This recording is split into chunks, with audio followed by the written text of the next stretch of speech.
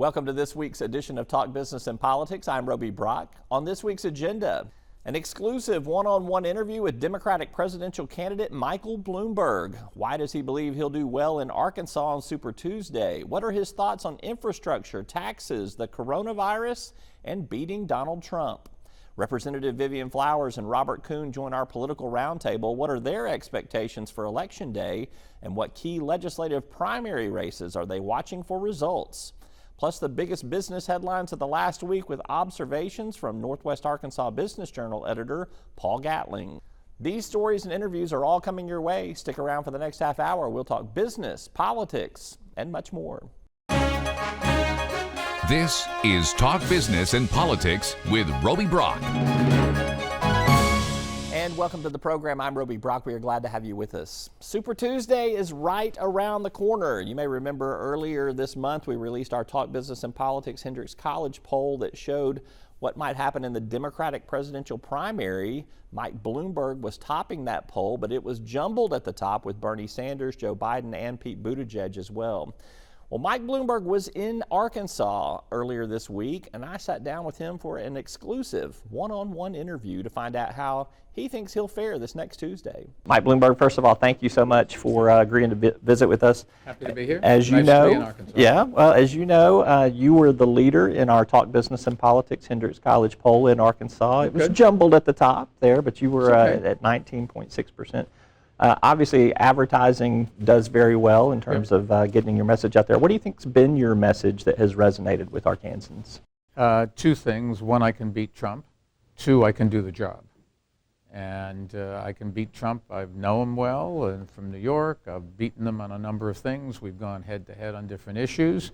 I know how he thinks, and I know how I can convince people from moderate Republicans and moderate Democrats to come together and replace him.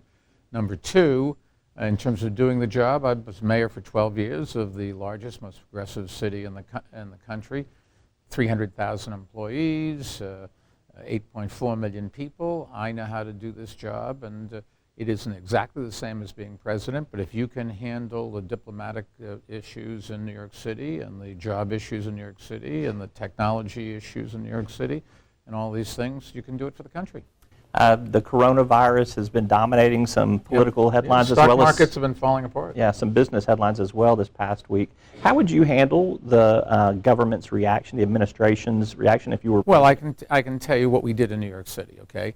Number one, we prepared for things. So we had people in place whose job it was to, if needed, step in. If we had a Hurricane Sandy, if we had another 9/11, if we had swine flu, I mean, a whole bunch of these things. Some of them were viruses, some would be calamities, an accident or an explosion or something like that.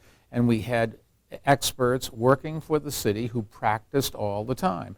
We had a communication strategy. So you could tell the people. We had a strategy to pull out people who couldn't move, for example, seniors and people in hospitals and that sort of thing.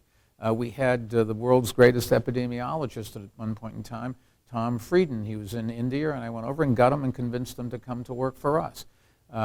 Trump fired all of the people who worked on viruses and things that were spread this way. 1,600 scientists have left the administration, supposedly, number like that, in the first 2 years. And you can't just walk in and, every situation is going to be different, but you can't just walk in and take over. You have to have the people there in place doing simulations and what ifs and all of that sort of stuff. So in Northwest Arkansas, where we're conducting this interview, there are good schools, lots of jobs. Yep. And really good healthcare system here. The number one issue that tends to resonate in our polling up here with public opinion is infrastructure. You have a plan to do about $1 trillion infrastructure plan. What are you going to do, and how are you going to pay for it? I raised taxes in New York City, and we put enormous amount of money in infrastructure. We rebuilt all the bridges in the city, did a new water tunnel, which cost a fortune and took forever, built a new subway. We repaved 6,000 miles of roads. So I know how to do it. I know how to attract people who can do the stuff. and you have to, the taxpayers got to step up and pay for it. So Be you'll nice- advocate for a tax increase? Yeah, well, it'd be nice if you could get federal money, but you can't necessarily. In this case, for the nationally, you can. I thought that the tax cut that was passed by this administration was wrong. I thought the tax cut for corporations was too much, but you should have done some to keep us competitive. But the tax cut for the wealthy, I didn't need a tax cut. We did need that money for infrastructure. And without that money, this country has a real problem. The air traffic is a disaster because we haven't replaced the control mechanism for a long time, and a lot of the airports need help. Roads, the Eisenhower interstate system that was built with great fanfare and was great, but today, talk to a trucker, they'll tell you it's falling apart. And you can go right down the list. The train systems don't work. There's a lot of the infrastructure in terms of distributing electricity and steam and water. Those things need work, and it takes money. And you either have to say, look, I'm committed to doing it, and then you lead the public to convince them that they got to pony up.